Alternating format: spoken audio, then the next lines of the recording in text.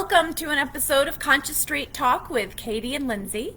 As you can see, there's no Katie today. She is still battling COVID, which has just been a nightmare for her. She is vaccinated, but we're thinking she might have that like long-term COVID. So she's taking the precautions and doing what she needs to do to get healthy again. And we send her so much positivity and light and love. Katie, get better. We miss you.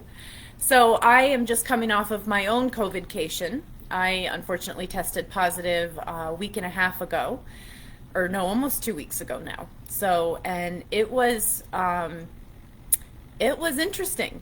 So I think my worst symptoms were just the exhaustion that it brought on. I got just a really bad sinus headache and just exhaustion. And so, I basically slept through last week, so I missed you guys, and I'm sorry that we weren't on, but we are back Wednesday, we're hoping. Katie is testing again this evening, actually, so we're hoping that that comes back negative and she can get back on the ball with us. But in the interim, I did kind of want to talk to you a little bit about the COVID vaccinations and COVID itself, because it's such a prevalent issue right now. Everyone is dealing with it. If you're human, you've got to deal with it. And the thing that I find with that is, now I'm not vaccinated, and I'll tell you why. Because my immune system is very, very strong. I'm not high risk at all. And I just proved that with getting COVID. I actually got COVID, and it didn't affect me very much at all. Just the exhaustion and the headache. And I quarantined, we stayed alone, everyone, did their own thing. And we all got through it, and it was fine. But I find with a vaccination, you look at someone like Katie who is vaccinated, who can't kick it. And so what I want to say to you guys is that it's all about what's in your body. You can't just follow the crowd. You can't just do what everyone says to do because, that is what we think is right. You've got to find out this information on your own. It's interesting now that New York and California, the boards of health, have all released studies saying that people who have strong immune systems and are healthy, right, and they've gotten COVID, they're actually now more resistant naturally to COVID than the people that are vaccinated. Now, that doesn't mean to go in one direction or the other. It means you've got to look at your own circumstance. I'm not anti-vax or pro-vax. I'm for look at yourself, look at your circumstances and your health. I fully support it. I have several friends that have gotten vaccinated that are high risk. And I actually was thankful when something came out to be able to protect them. But what I want to encourage everybody is to make the decision for yourself, right? With myself and my two children, the younger two, we don't vaccinate. We have very, very strong immune systems. I'm actually wondering if my daughter is one of those that is just naturally immune to it. And the thing with the vaccination is, for me, my choice, it was such a new vaccination. We don't really know the long-term effects of those. So if you're not high risk, then why take that, right? And with my family, my kids, my son has had it, I've had it, my daughter is not.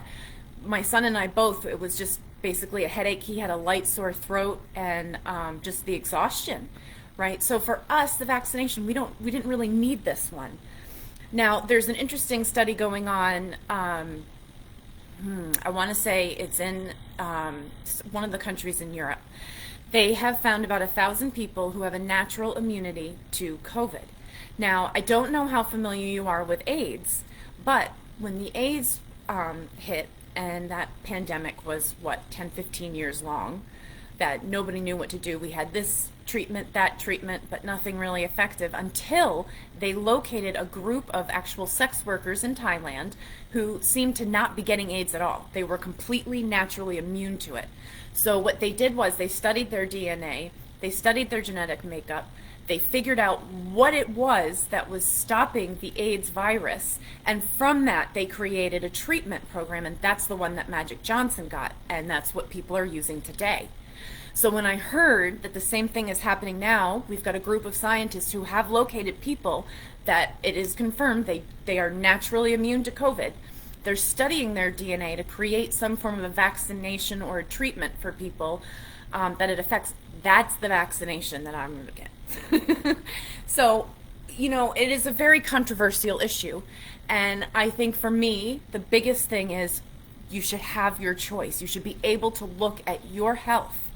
And with COVID, it's more coming down to our personal habits that will prevent this ultimately, right? Because we need to clean up our habits a little bit. We need to be washing our hands. We need to socially distance a little bit.